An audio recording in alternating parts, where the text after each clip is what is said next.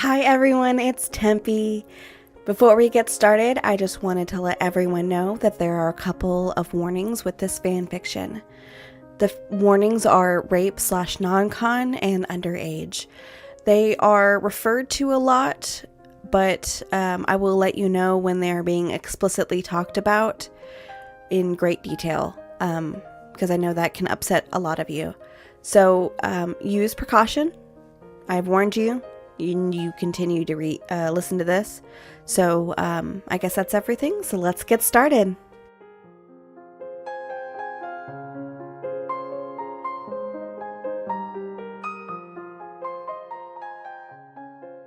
Can We Keep Him by Pastel Glitter Pen. Chapter 25, Friends? Therapy? Bakugo asked, shooting Izuku a confused look. That's my condition. Group therapy with my counselor at least once. Mike and Aizawa said you could come to our place after, Izuku told him. Bakugo took a deep breath. Why? You told me to kill myself, Izuku said flatly, closing his locker. Bakugo made a pained noise. I'll do it, Bakugo relented. My counselor said he could do it tomorrow. Mike would pick us up and drive us there, Izuku stated. I'll let my mom know tonight, Bakugo said, nodding slightly. She already agreed to family therapy for us, so I don't think she'll mind. Your counselor is at UA? Bakugo whispered harshly, shaking Izuku slightly as they walked up to the UA gates. Well, Mike and Aizawa work here. It makes sense for me to see the counselor on campus, Izuku defended, trying to shake Bakugo off. Does that mean your counselor's a pro-hero? Because I'm pretty sure that all of UA's staff are pro-heroes, Bakugo asked, releasing him. He is, Izuku confirmed. There was a group of students in their path. Izuku turned to look at them, which was apparently a mistake. A young man activated some sort of lightning quirk, and Izuku felt himself spacing. So which hero are we saying? Bakugo paused at the lack of response. He turned to see Izuku had stopped and was staring at a group of UA students. One of them was sparking. He looked really out of it. Midoriya? Present Mike stopped as well, but seemed less perturbed by Izuku's zoned-out look. He simply went over to Izuku, covered his eyes with one hand, and turned him with the other. He leaned down and whispered something as Izuku's hands came up to touch Present Mike's hand. Again? Izuku asked as Present Mike removed his hand. Yep, a student set it off this time, Present Mike answered. Katsuki was not following this, but Izuku gave him a fearful look. He vaguely remembered Izuku used to get like that when watching Heroes. It was weird, but he thought the guy was just a nerd. Something about this exchange had him doubting that now. Well, let's keep going, Present Mike exclaimed brightly. Ro watched the two teens across from him. They'd automatically sat as far apart from each other as they could on the couch. Izuku was staring at his lap while Bakugo was examining the room. Neither seemed comfortable. I suppose we should start with introductions, Rose said, breaking the silence. My name is Inui Ro. What's yours? Midoriya didn't tell you? Crimson eyes glared at him. Interesting. Not your full name, Ro answered. A scoff came from the defensive blonde. Bakugo Katsuki, the teen grumbled. Izuku seemed completely unfazed by this. It must be normal for Bakugo. It's nice to meet you, Ro smiled. Do you know why we are here today? I owe him, Bakugo supplied, not quite meeting Ro's eyes. Could you elaborate on what you mean by that? For a moment, he thought Bakugo wasn't going to respond. I was shitty and wrong, Bakugo said slowly, like he was searching for words. I want to make it up to him. I owe him to do it his way. This is what he asked for." Ro did not miss the surprise and curious expression on Izuku's face. "And Izuku, why do you think we are here?" Ro asked, looking at the grenette in question. "I don't know if it's a good idea for us to be friends again, or if we even can be." Bakugo flinched slightly. "But I have known Bakugo my whole life, and I miss him. I don't want to give up on our relationship, so I'm hoping for your professional insight." "I can do that. I will not make any decisions for either of you, though. What I will do is direct a conversation between you two and act as a mediator," Ro informed them. "Let's start with what caused you two to drift apart in the first place." "I didn't have a quirk and Bakugo did," Izuku said immediately. "Would you agree with that, Bakugo?" Ro asked the blonde teen. "No, not exactly," Bakugo grimaced. Izuku looked confused. "In your own words, then, what caused it?" Ro prompted gently. Bakugo honestly looked pained to be here. This kid did not discuss emotional matters often, and it showed. "Our moms, or mine, I guess," he said, picking at his pant leg. "My mom hit me and yelled at me, but Izuku's mom hugged us and gave us sweets.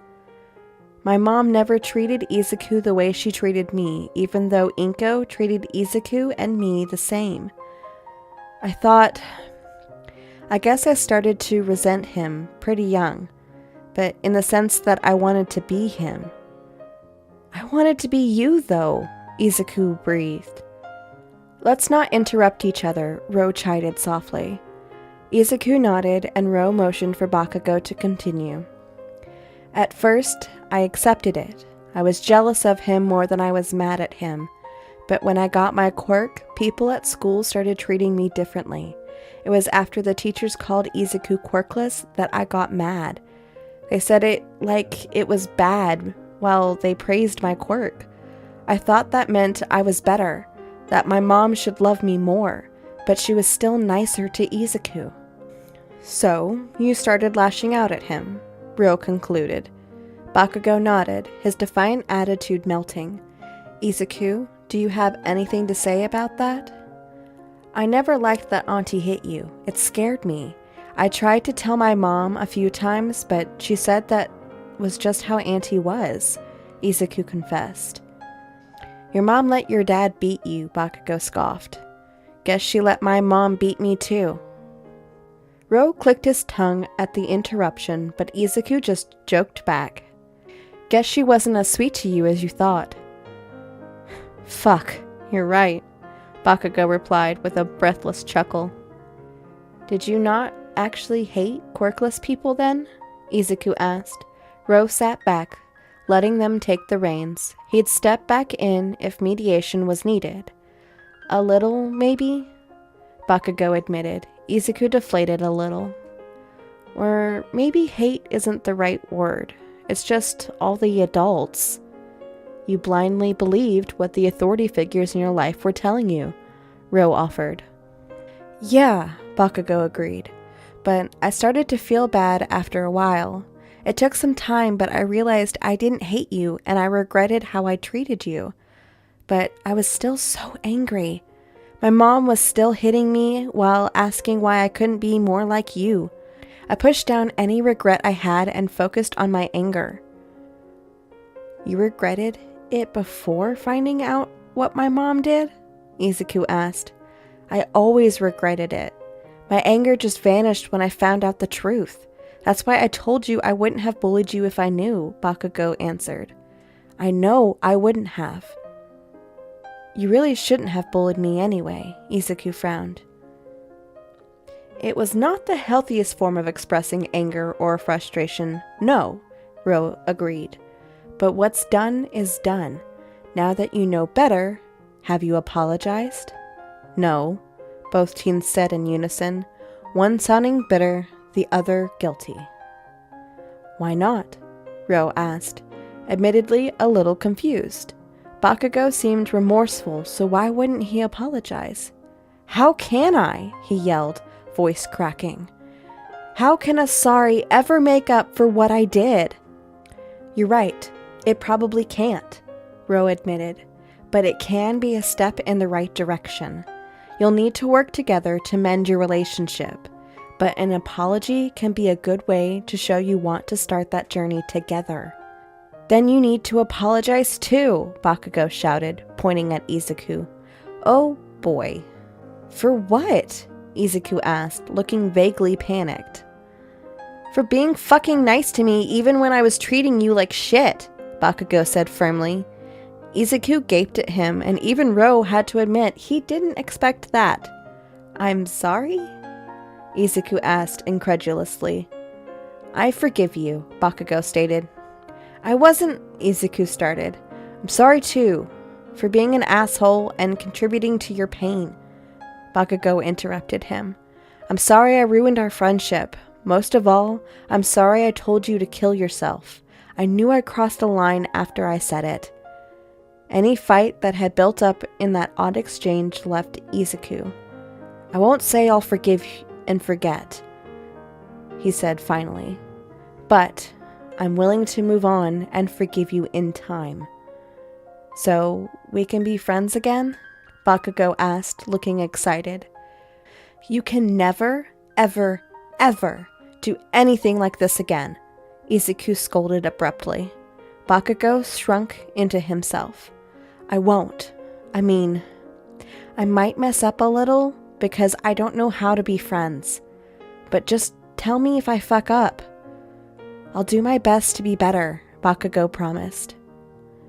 "I will," Izuku said, giving Bakugo a stern look. "Kak-chan," he added and smiled.